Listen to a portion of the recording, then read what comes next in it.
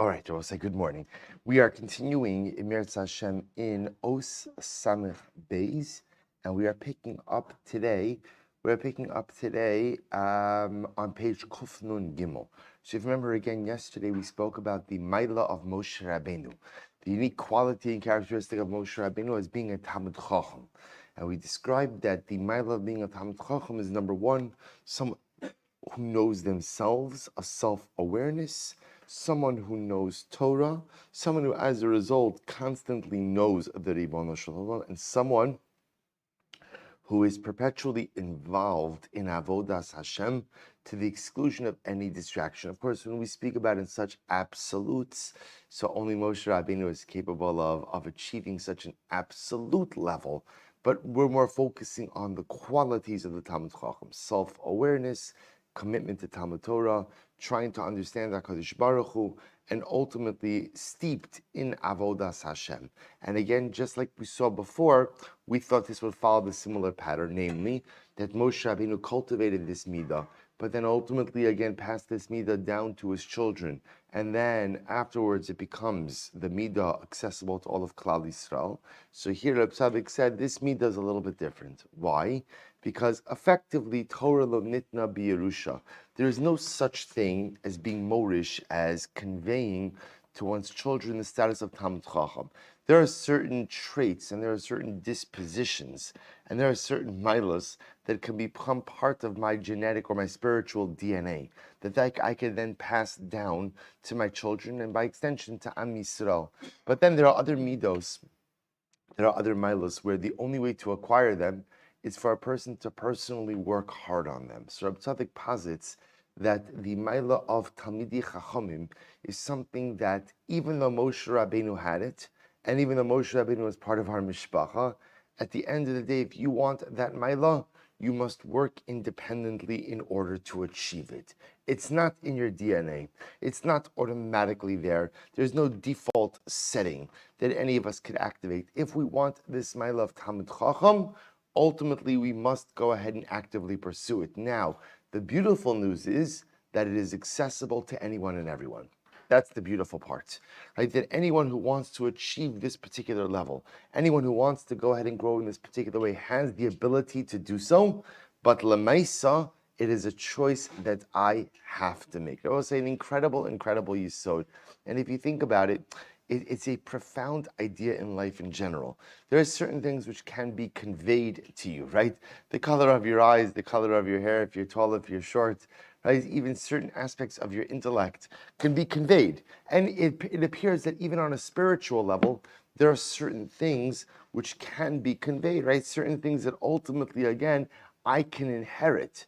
But then there's a whole host of, but then when it comes to Midah Talmid Chacham, which is really the core of my spiritual identity, self-awareness, constantly learning, trying to understand HaKadosh Baruch Hu, steeped in Avodas Hashem, that is an active decision that I must make. So Reb Tzaddik picks up on page Kuf Nun Gimel, and he writes, Moshe Rabbeinu hu aman chilas hakeser Torah l'chol adam Yisrael osek ba.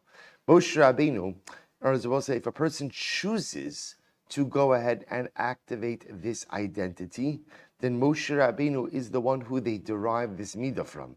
V'lachein nikra Moshe Rabbeinu b'lashon Chazal, av b'Torah, av b'chachma, av b'nevius. So this is interesting, meaning even though we do not call Moshe Avinu, like Avram Avinu, right? And there's a reason for that, right? You're supposed to say, going back a little bit, it's because the avos like a father gives over his genetic material to his child, So the avos gave us over certain parts of their spiritual genetic material. Moshe Rabbeinu is called an Av. Interestingly enough, he's also called an Av. The Gemara calls him an Av B'Torah, an Av B'Chachma, Av B'Nevius. Kitar Av, Shayich Lomer Av L'Gabe Ela, She'ein Heim Banav B'Tol Gashmis. Then I both say it was interesting to note that as follows. But Moshe Rabbeinu is not my father. Not my father. Moshe Rabbeinu is from Shevet Levi. I'm not from Shevet Levi. So Avram, Yitzchak, and Yaakov, again, you obviously to call them Avos makes a lot of sense. But to call Moshe Rabbeinu an Av, Why would you call him an Av? After all, so the Tzaddik says, you see from here that you could call someone a father, even if they are not your father in the biological sense. Shamru Chazal, in Korin Bitar Avos Ela Avram Yitzchak v'Yakov v'lo Shvatim ve'in Karnimos Ela Arba Sar Rivka Rachav Leah. Remember again, we know, take a step back for just a moment, we call three people Avos, Avram Yitzchak and Yaakov. Four people Imos, Sarah Rivka Rachav Leah. Umevaeres HaGimara Ki atam she'ein likro l'shvatim Avos Einu mishum shelo yadua l'chol ish miYisrael me'ezeh shevetu ba she'im kein gam l'Rachel Leah ein likra imos shahare lo yadua l'chol adam imi Rachel iba mi Rachel imi Leah ubechol zos anu korim gam l'Rachel v'gam l'Leah betar imos. I'm just reading more like Hare shetar av va'im hu gam l'mi she'eno ben b'tol d'gashin. So we'll say this is very interesting.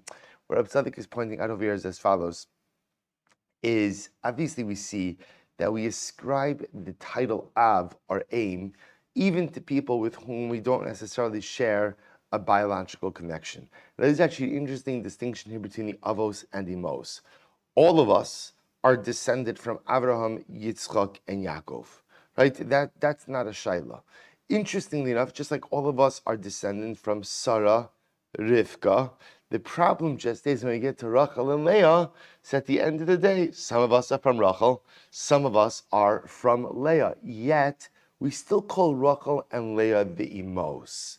Right? But maybe one of them for sure is not my aim, right? One of them is not my mother. So what's the pshat? So Tzaddik says, because you see from here that the Toar, the descriptive term Av and Aim, is not just about a biological connection, but the descriptive name of Av and Aim is about people who convey to you the most profound yisodos for effective living. What makes a father, let's say, there's an interesting discussion in halacha in general about, let's say, the status of, or the nature of the relationship between children and adopted parents. And you have so much rabbinic literature written about the idea that on a certain level, this is going to sound strange, but sometimes the least important part of the parent-child relationship is the biology. And the most important part is who is the person who put all of their koach into you to try to make you the best version of yourself. That's an Av. That's an Aim. Okay, under normal circumstances, there's a biological connection also. But even in the event that for some reason there's no shared genetic material, that relationship Av and Aim is no different. At the end of the day, your father, your mother are the people who went out of their way to raise you, to make you the best version of yourself. So that's what Tzaddik is saying. How can I say that Rachel is my mother? Maybe Leah is my mother. Leah is my mother. But Elamai, because embedded in me are the lessons that both of these incredible women taught. So therefore, again, what Reb Tzaddik is saying is as follows. Why does the Gemara call Moshe Rabbeinu an Av B'Torah, Av B'Chachma, Av B'Nevius? Because even though Moshe Rabbeinu is not my biological father, again, I can say that with certainty, being that I'm not from Shevet Levi, at the end of the day, he is my spiritual father, and that he taught me this in my law, specifically the Maila of Talmud Chacham, what it means to strive to be a Talmud Chacham. These four elements: self-awareness, constantly learning, trying to understand HaKadosh Baruch Hu, and trying to be steeped in perpetual avodas Hashem. Ulefizeh, therefore look how he ends, Ulefizeh, Shayich Lomar Tor Av Al Moshe Rabbeinu. Therefore, even though again I may share no biology with Moshe Rabbeinu, no genetics with Moshe Rabbeinu, at the end of the day, I could call Moshe Rabbeinu an Av. Rak in machnis also Moshe Avinu Ka'Avram Yitzchak v'Yaakov. Now watch this. Okay, that's very interesting. But now we have a fundamental shaila, which is what? So why not call him Moshe Avinu? Right? Why not call him Moshe Avinu? In other words, you just say you could call an Av, you could call someone an Av, even if there's no biological connection, right? Even if at the end of the day, I'm not a descendant of that person. So why not call Moshe? What do I say? Doesn't Moshe deserve that? Doesn't Moshe really deserve to be called an Av? And again, if my Av is anyone who teaches me the most profound lessons I need to be successful in life, doesn't Moshe Rabbeinu fit that bill? He says, listen to this. He's rak in machnis osa Moshe Avinu ke'Avram Yitzchak Avinu. So again, to be clear, Moshe is called an Av in the Gemara, but why isn't he known as Moshe Avinu, just like Avram, Yitzchak, and Yaakov?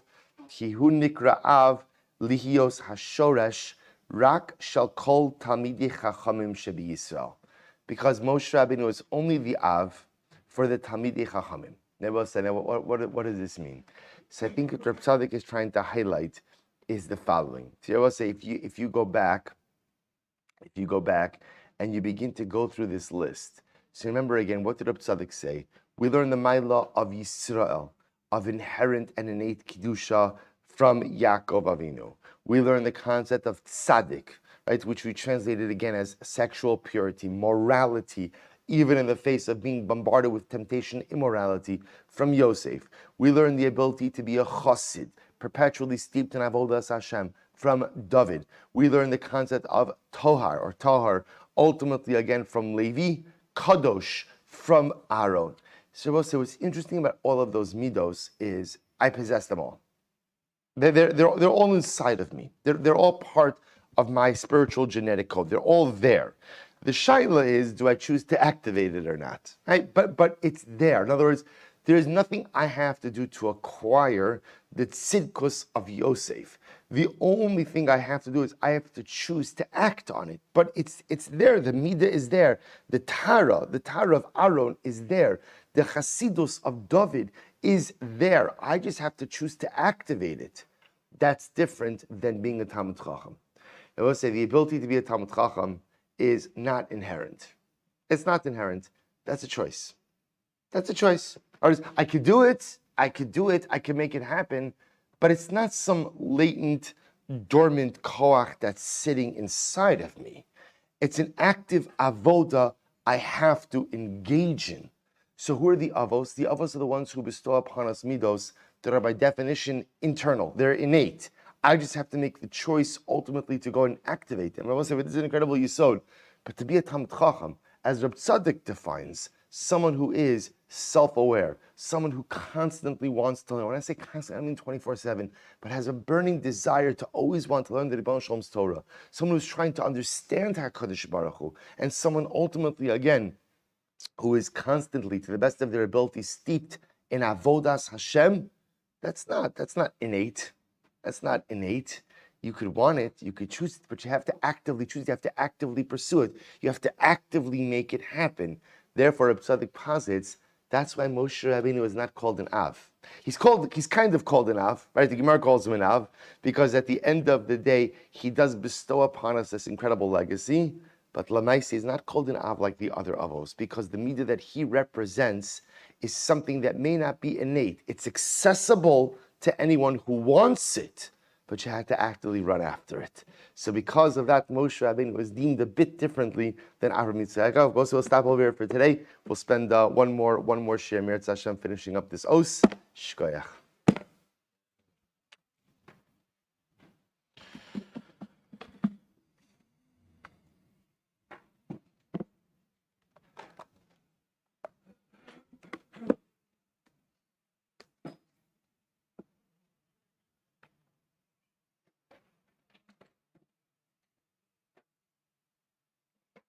All right, I will say good morning. Sorry, we went a little bit over to Reb Tzadok.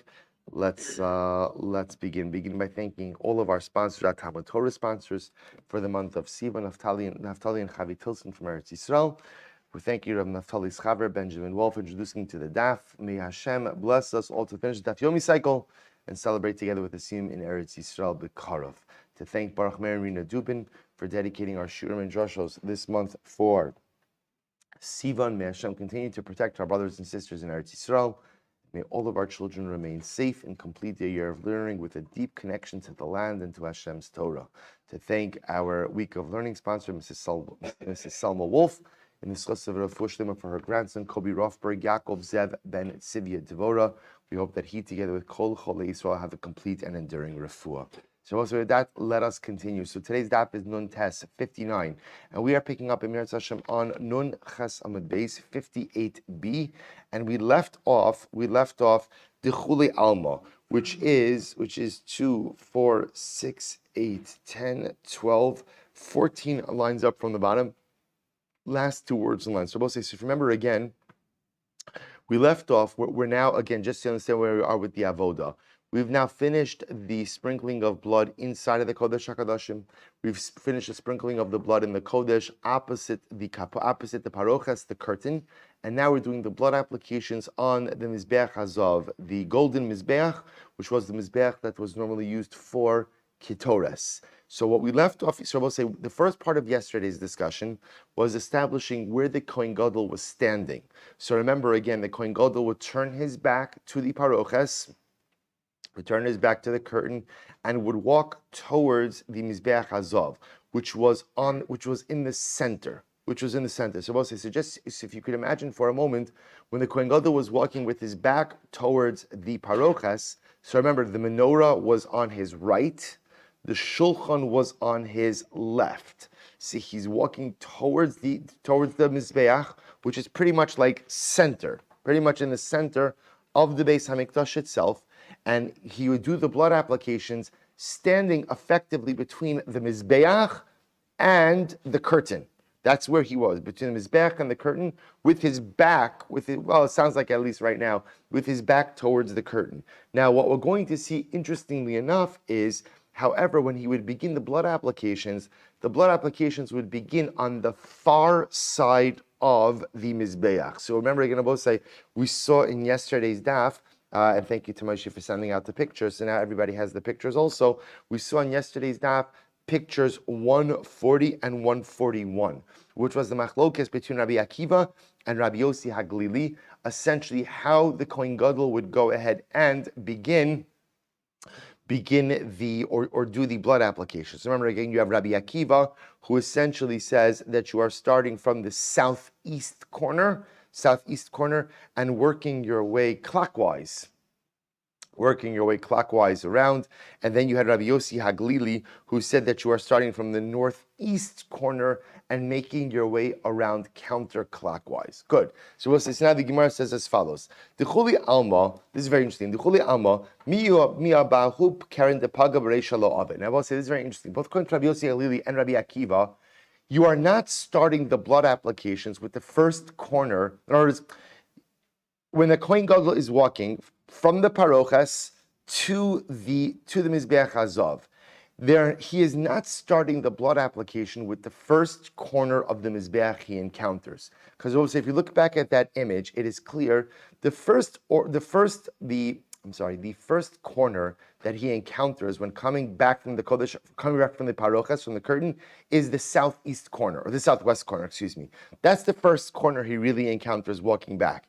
Yet, interestingly enough, everyone is agreeing you're not starting from the southwest corner. So what's the pshat? So the Gemara says, my time, Amr Shmuel, the Amr Kra, the Yatsa Elam Mizbeach. Because also, once again, this is what we mentioned yesterday, because the pasuk says the Kohen will go out to the Mizbeach. So the way the Gemara understands this is Adinofik Mikule Mizbeach. That will say, interestingly enough, the blood application begins outside of the Mizbeach. Now, what does it mean outside of the Mizbeach? The furthest corner of the Mizbeach, the furthest corner as measured from the curtain, right? Because remember again, the Kohen Gadol is coming from the Parochas, from the curtain, he's going to the Mizbeach. The pasuk says, V'yatsa ala Mizbeach, he goes out to the Mizbeach. It obviously can't be literal. He's not going out. Why is he not going out? Because the Mizbeach is inside. This is not the outer Mizbeach. It's not the copper Mizbeach for animal sacrifice. This is the golden Mizbeach. So therefore, V'yatsa, the Gemara understands, essentially is he goes out to the farthest corner. In other words, he doesn't start with the corner closest to him. Instead, he goes out to the farthest corner. So the Gemara says, Rabbi Akiva, Nakif derech yamin. According to Rabbi Akiva, why not go ahead and start on the right side? So the Gemara, or I should say, move right, pivot right towards the Mizbeach. Lema b'drei Bar Yecheskel kamiflagi. Perhaps Rabbi say the Nekudas HaMachlokes in Rabbi Akiva and Rabbi Yossi HaGlili perhaps is in a statement of Rabbi Bar Yecheskel. Damarai Bar Yecheskel. So let's listen to this interesting case or an interesting statement. Yam Sha'asa Shlomo. So we'll say what we call the Yam Shel Shlomo. We'll say the Yam Shel Shlomo was essentially a large pool. Now the point of this pool inside of the Beis Hamikdash was to serve as a mikvah for the Kohanim. The Yam Shel Shlomo Omed Al Shneim Asar Bakar. It was situated, if you could imagine, I don't think there was a picture of it. I don't have a picture of it. The Yam Shel Shlomo was situated on top of 12 oxen. Obviously, you know images of oxen. 12 golden oxen. The Gemara says, Shal Shneim Asar Bakar, Shlosha Ponim Tzafona, 3 of them pointed northward. Shlosha Ponim Yama, 3 of them pointed westward. Shlosha Ponim Negba, 3 of them south. Ushlosha Ponim Mizracha, 3 east. V'hayam Alehem. And ultimately, again, the Yam itself was situated on top of them. Now, I will say, the fact that the Gemara begins with a statement of that which was pointing north, which was also rightward in the Beis HaMikdash, indicates to us that right has a dominance. V'chol acharem beisa. Halamarata. What do we learn from here? Shekalpinos sha'atapona lo yu'el derech yamin lemizrach. So we'll say we learn from here that ultimately, again, any time you go in a particular direction, you should always go ahead and try to go rightward. So perhaps, again, the machlokes Rabbi Akiva and Rabbi Yossi HaGlili is halacha lamaisa. Should you go ahead and go rightward or not?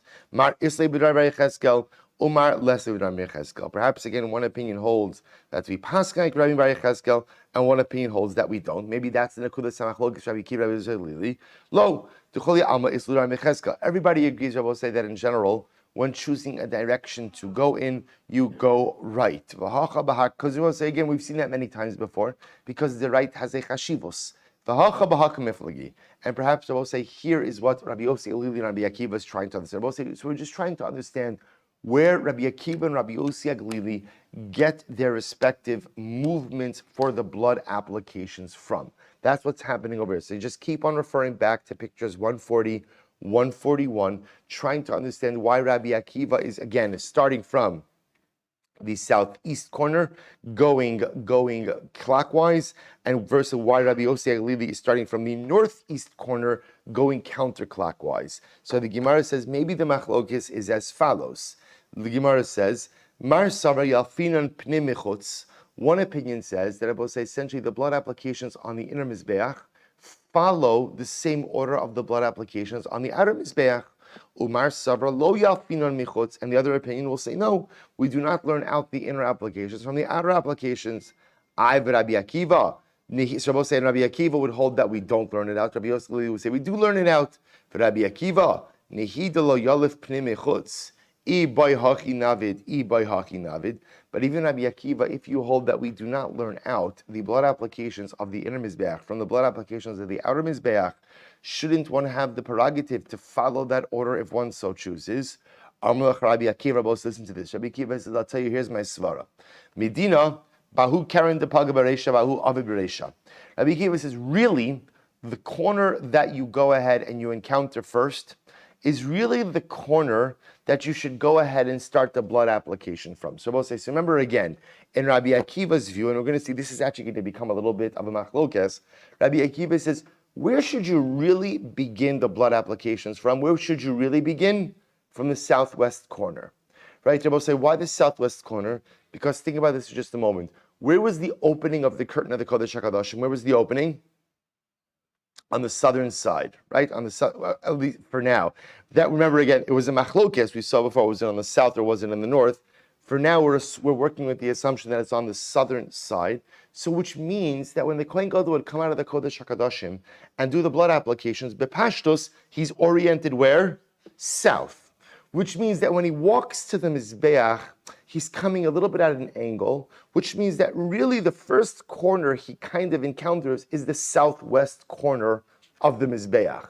So Rabbi Akiva says, in reality, you really should start the blood applications from the southwest corner, because that's the first corner you're encountering. And remember again, the Gemara says, furthermore, the Gemara says, the Amrei Shlakish, ein ma'avirin ala mitzvahs. And also we have another principle. What's the principle? The principle is that when you encounter a mitzvah, what don't you do? Don't let opportunity pass you by. So you have to do the blood applications on the corners anyway. Start on the southwest corner, which is the first corner you encounter. The amai lo of it. So why don't we do that? Because we'll say that once again, this pasuk keeps coming up. The yatsa ala mizbeach, you will go out to the mizbeach. And what do we learn from there? Adinafik mikule mizbeach. We'll say what that teaches me is the blood applications begin on the far side of the mizbeach. So in reality, I should start on the southwest corner. But because the yatsa ala mizbeach says no, you don't start with the corner that's closest. Instead, the yatsa ala mizbeach, you go out, start with the farthest corner. So you go to the farthest corner. So the Gemara says, Adinafik mikule mizbeach. So we'll say, so according to Rabbi Akiva, so remember again, V'yatza ala mizbeach says, what should you start with? Start with the southeast corner, right? So start with the southeast corner. And Rabbi Akiva will say, once you go ahead and you start with the southeast corner, because that's V'yatza ala mizbeach, v'chivan diyav bahu karen, hadar asilahi karen dechayev l'meisa b'reisha. So what Rabbi Akiva's logic is, start ultimately again with the southeast corner, right? Mizrach is Duromis. So start with the southeast corner, and then once you go with the southeast corner to fulfill the Yatsa ala Mizbeach, then what? Then go back to the corner that you really should have started with. Right? So that's Rabbi Akiva's logic. So go ahead. You really should have started with southwest. Why should you start with southwest? Why? Because that's the first one you encounter. But Yatsa ala Mizbeach says you have to go out, which means you have to go past that which you first encounter and go further. Therefore, again, I'll go Duromis, Mizrachis, southeast, but after I do southeast, then I go back to the one that I first encountered. Bless you. That's Rabbi Akiva's logic. Bless you. Top of the test, Rabbi Osei. The other possibility is that the Machlokes Rabbi Akiva and Rabbi Gamli and Rabbi Yosei Lili is Viva Isema Isfira Lan Hakafa Beregel Ducholi Amalo Pligi Diafina Pnei Mechutz. So Rabbi Osei, listen to this. Perhaps, well, let me just read more live. What are they arguing about? Mar Savar Rabbi Akiva, Mar Savar Hakafa Biyad, Umar Savar Hakafa Beregel. Oh, maybe the Machlokes Rabbi Yosei Leader and Rabbi Akiva is actually whether or not the Kohen Gadol is circling the Mizbeach on foot, or whether or not he's circling it what we call Biyad, which also means essentially he stands in one place and does the blood application on all the corners. So the Gemara wants to suggest now the following.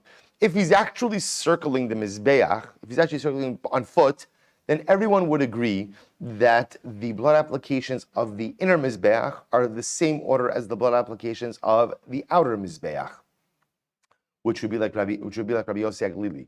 But perhaps the machlokes ultimately is, how are you doing the blood applications on the interior Mizbeach?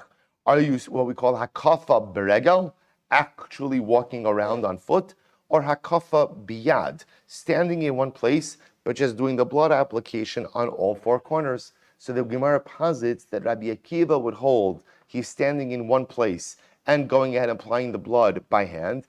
Umar Savra HaKafa Beregel, Rabbi Yosef Lili would hold that Allah Chalamaisa, you are applying the blood by walking around. The Gemara says, and if you want to say, maybe everyone agrees over here that the Kohen Gadol stands in one place and applies the blood by hand. This is what they're arguing about.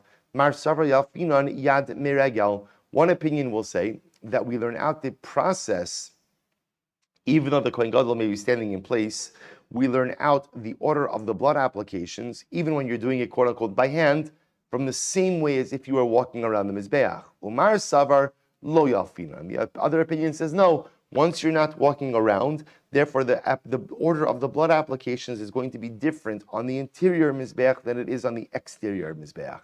The Savar Rabbi Yosei Alili Akafa Biyad. But would Rabbi Yosei Lili actually hold that you don't walk around, but instead you just apply the blood by hand?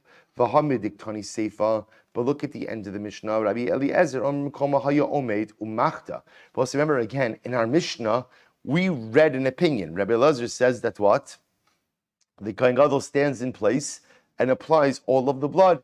I will say, so it sounds like it's only Rabbi Eliezer who holds that the Kohen Gadol stands in place and applies the blood, but everyone else holds that what? That he's mamish walking around, what we call hakafa beregel, walking around by foot, to which the Gemara says, Ella mechabarta kiddushanin and meikara. Rather, I will say it appears as we said before, that the machlokes Rabbi Kiva Rabbi Yossi Lili is, as we mentioned, namely mar savar hakafa biyad umar savar hakafa beregel. And perhaps we'll say this is the actual machlokes Rabbi Kiva Rabbi Yossi Lili. Do you do the blood application standing in place, or do you walk around the mizbeach? And I will say, meaning what? If you would go ahead and say that you're walking around, therefore again the blood application on the mizbeach hapnimi, the golden mizbeach, is the same as the mizbeach hachitzon. That's the opinion of Rabbi Yosef Lili. But if you hold that it's biyad, then perhaps the order of the applications is different. We're just going through all the different havaminas, so I'll get to the conclusion. Well, it's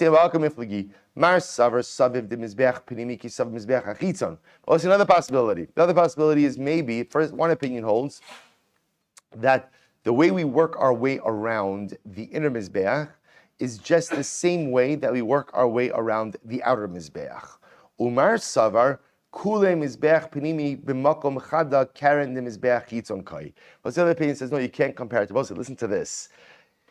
The inner mizbeach, both says we're going to see the entire top of that mizbeach was 1 amma by 1 amma, which I both say was the size of one horn, what we call one keren, of the outer mizbeach. So the entire size of the mizbeach hapanimi was the size of one horn, one corner of the mizbeach hachitzon.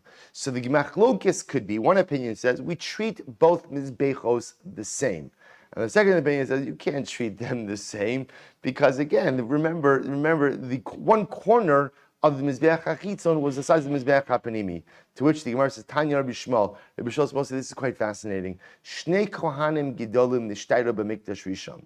Rabbi Shmuel says there were 2 kohanim gidolim who remained from the time of the first temple era. Rabbi say, I don't know. Somebody asked me this just the other week. Maybe Michael asked this. I don't remember who it was saying that you have some of these discussions occurring not so long after the Beis Hamikdash was destroyed. So how does no one remember what happened? How does one remember what happened? So we'll say, I'm not answering the question, I'm amplifying the question now, because we'll say, watch this. So you have Rabbi Shmuel who says, Shnei kohanim gidolim nishtayro b'mikdash. There were 2 kohanim gidolim who were still living after the first Beis Hamikdash was destroyed. They were still living. Zeh omer biyadi hikafti, v'zeh omer baragli hikafti. And I will say, listen to this. These 2 kohanim gidolim, one said, oh yeah, when I did the avodah on the inner mizbeach, I stood in place and just did the blood application moving my arm. Hakafa biyad. And the other Kohen Gadol said, oh no, I walked around.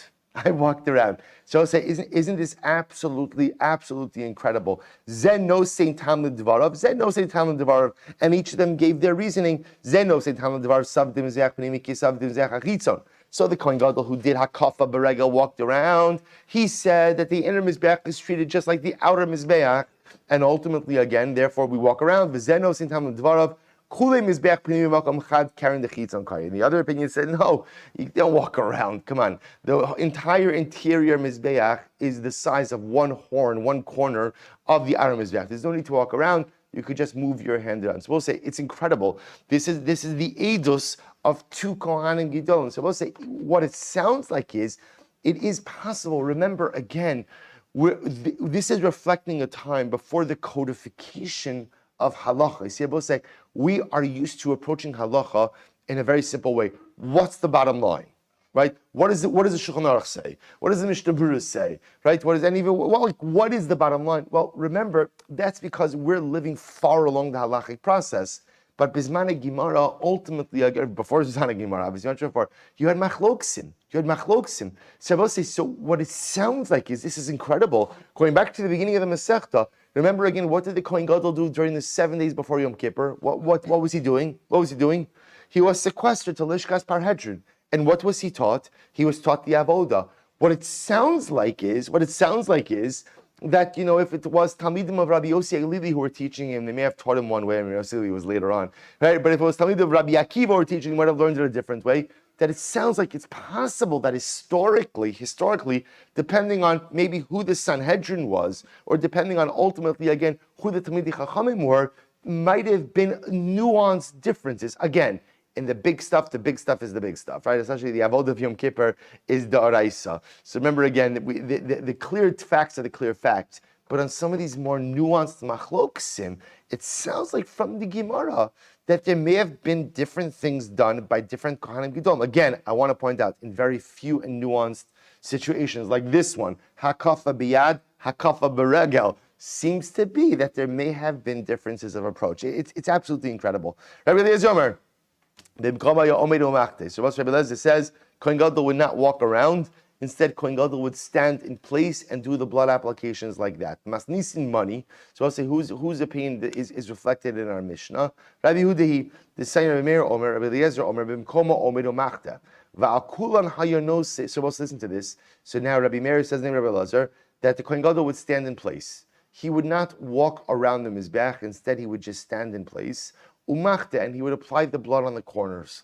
Va'akulan hayanose mimala lemata. And on all of the corners, he would dab the blood in a downward fashion, right from top to bottom of the horn. Chutz me'osa sheba lachson, with the exception of the horn that was diagonally opposite him. Shenosein mimata lamala. On that horn, he would go ahead and go from the bottom up. So he would go in an upward motion. And we'll say the idea is anytime he's going in an upward motion, the goal is to what? To avoid dirtying his clothing. So there's a little bit of machlokus about which corner posed, the greatest danger to dirtying his clothing, but that was the idea. Rabbi Huda Omer, Rabbi Eliezer Omer, B'mkoma Omeid. Rabbi Huda says that Rabbi Eliezer used to say the Kohen Gadol would stand in place, umachta, and he would go ahead and do the blood application standing in place. V'akulan, who knows saying milamata lamala, and in general the blood application, he argues, he said it wouldn't take place from going from top bottom, but rather it would take place out in an upward motion, going from the bottom up, chutz mizu shahai salafan of mamish, with the exception of the corner directly in front of him, sheno sein mimala lemata. For that corner, he would go ahead and go from top to bottom. Again, in order to avoid kiechi delonistavin mane, in order not to go ahead and dirty his clothing. So I both say, so we have a number of machlokisim going on over here. Machlokis number one, which is the primary machlokis, well, three machlokisim. Number one, which corner is the Kohen Gadol starting from? That's machlokis number one. Machlokis number two is he standing in place or is he walking around? Hakafa biyad or hakafa beregel? And machlokis number three, interesting, is does he do most of the corners from top to bottom and only one of them from bottom up? Or does he go bottom up and one of them only from top to bottom? So three machloksim over here. We'll say Baruch Hashem, right? Mimosha lemosha lokam kimosha. The Rambam is going to be here to help us through all of this in Eretz Hashem. But let's first do the avoda. So he goes on. He says, "Hiza mimeno al taro shel mizbeach." So remember again. After this, so after the blood applications, remember again. We still don't know which direction the Kohen Gadol is going in, right? We still don't know hakafa biyat, hakafa beregel. And we're still not sure when is it from top to bottom or bottom to top. But now again, let's go weiter. After he finishes the blood applications, he sprinkles the blood on tiharo shel mizbeach. That's the lashon of the Mishnah. Tiharo shel mizbeach. So Gemara says, man tiharo, what is tiharo of the mizbeach? Amar Rabba bar Rav Shila, palgei the mizbeach. It means that he goes ahead and applies additional blood on the wall of the mizbeach. The wall of the mizbeach, some way halfway up. Kida amri inshi. It's bright outside and half of the day has passed. So the Gemara posits that tihara means halfway. So after he goes in and applies the blood on four corners, he then applies it again halfway on the wall of the Mizbeach. So the Gemara says, Meisvei, Kishu Mazeh, Eino Mazeh lo agabe Efer. The Gemara says, really, is that so? But look at this brisa. When the Kohen Gadol applies the blood, right? In this case, when he's sprinkling the blood on the Mizbeach. So let's remember again, on the corners, that's not a hazah, that's not sprinkling. What is that? That's nesina. That's an application.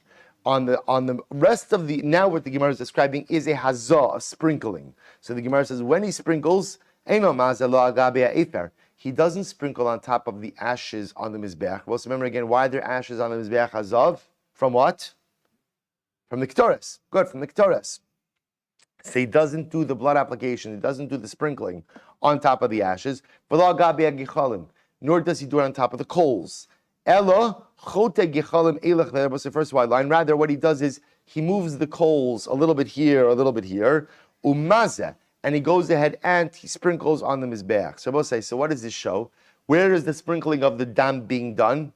Right? On the top, not on the sides, not on the wall. Ela Amar Rava bar Rav Shila al Giluya de Mizbeach. Rav Shila says you're right. The hazah, said the sprinkling of the dam is done on the top of the Mizbeach.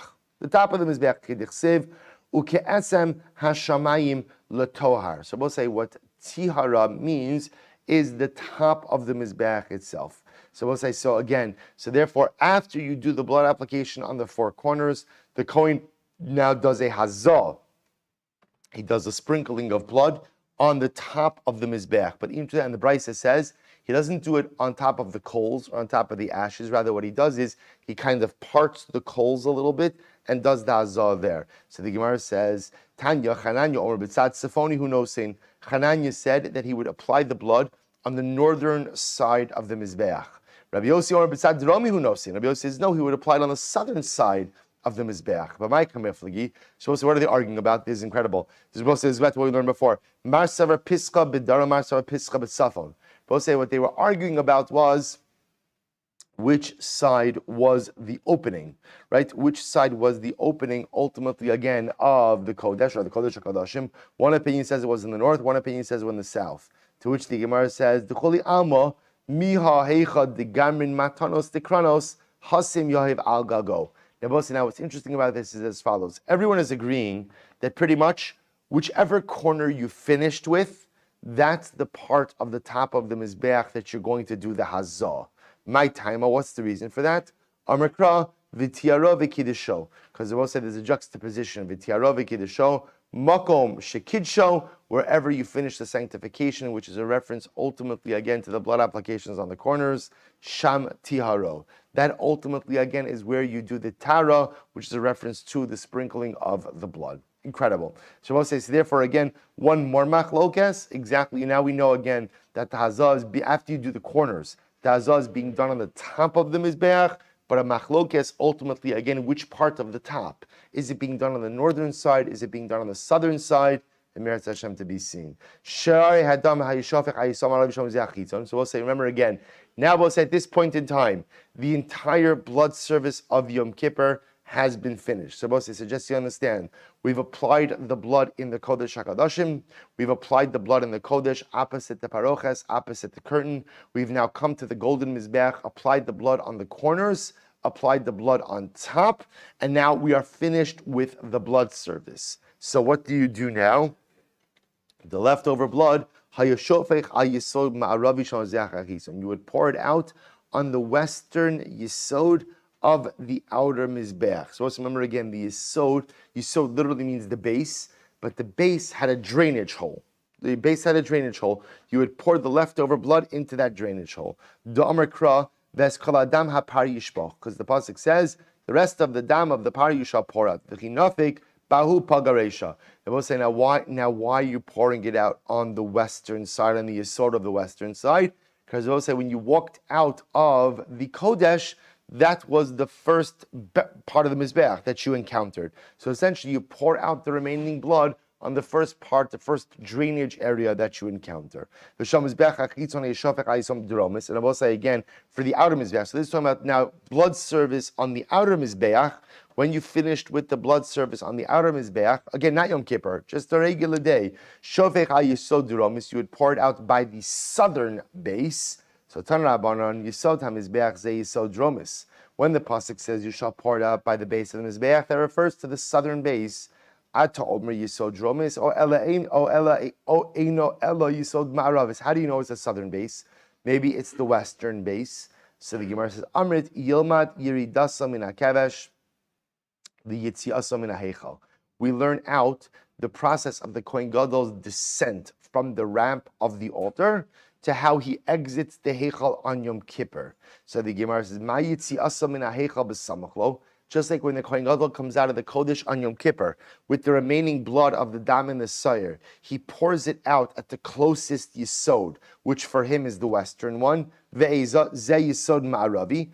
Af Yiridasa Min HaKevesh B'samachlo. So too on a regular day, when he descends from the ramp of the Mizbeach and has the remaining blood that he has to pour out, he pours it out in the closest Yisod. And which one is that? Ve'eza ze Yisod Romi. That's the southern Yisod.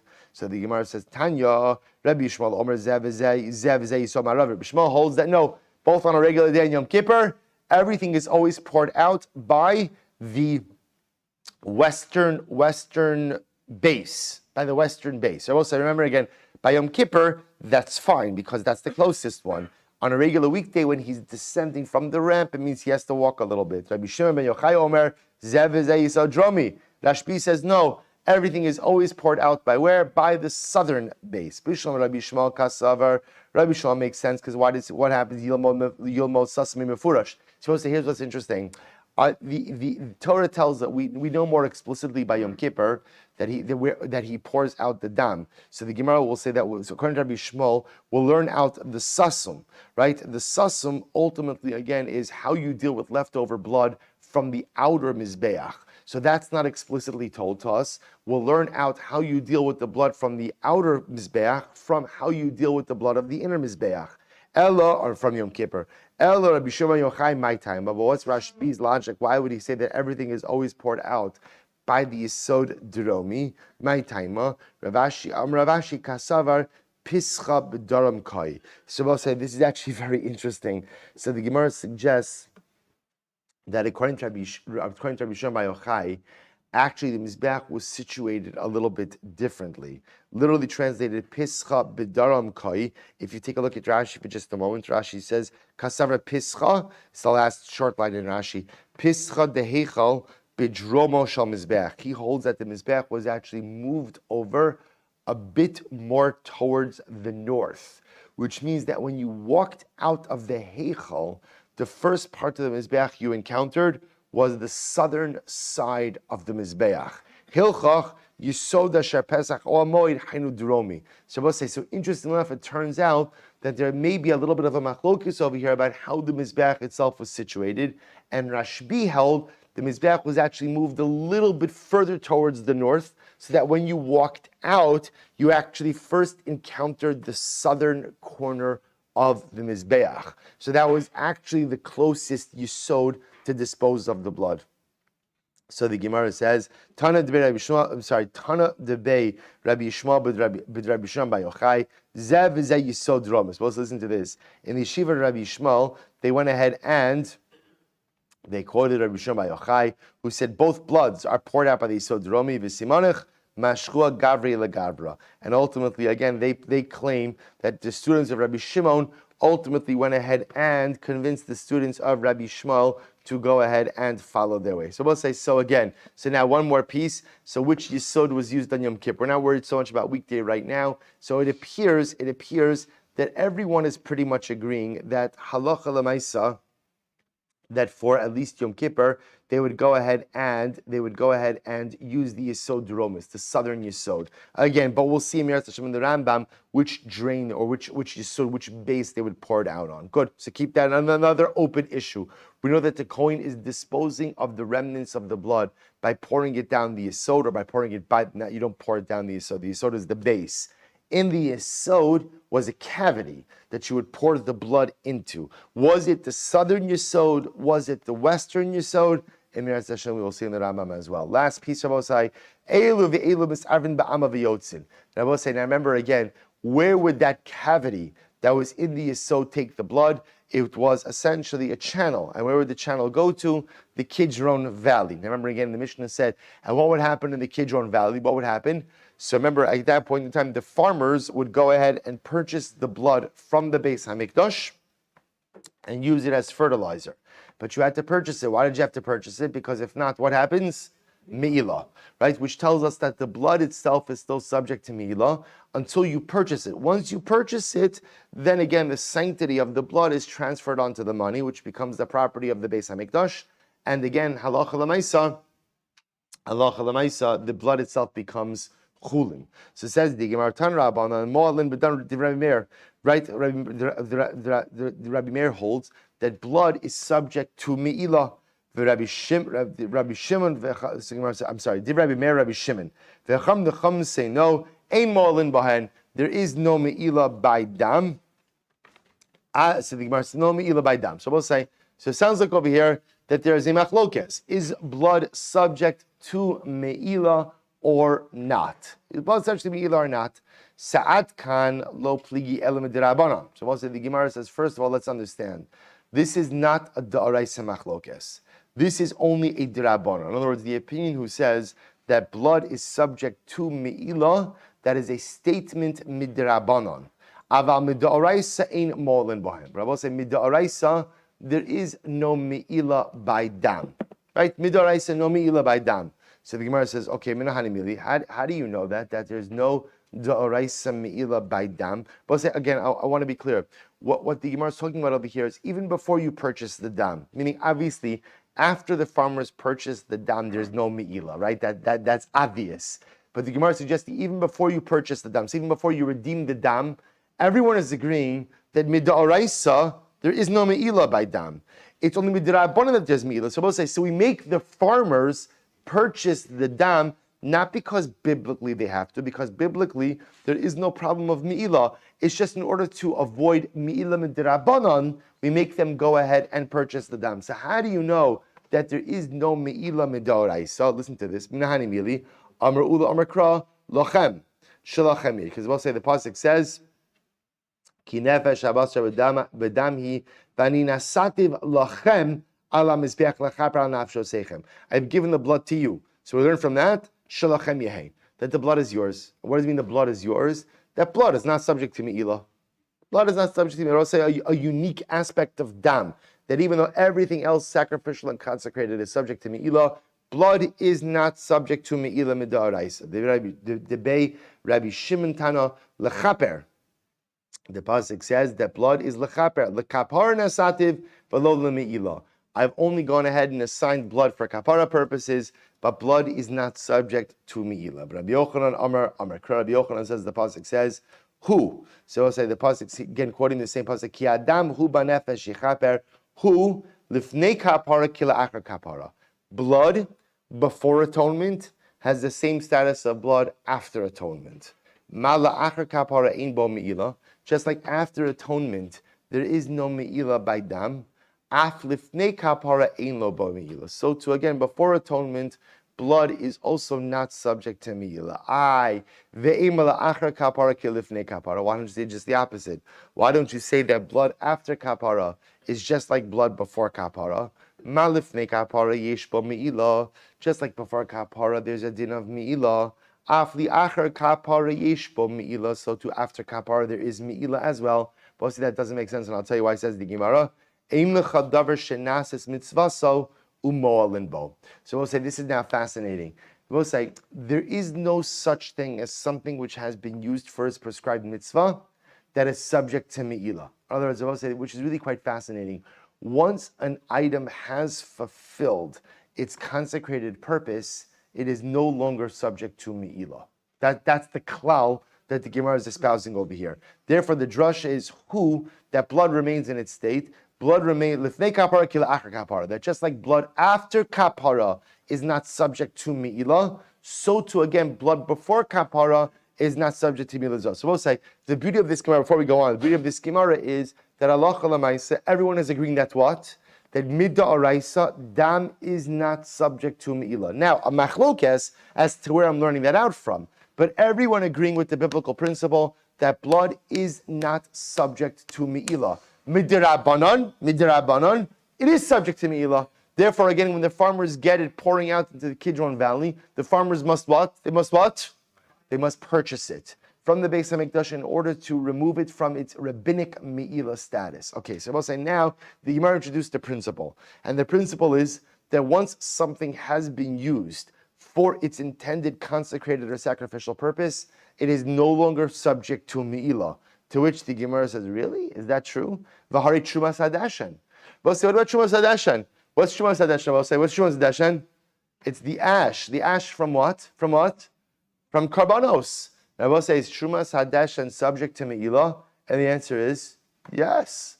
Now, one second. Trumas Hadashan Rabosai is the ash of Karbanos that have already served their purpose.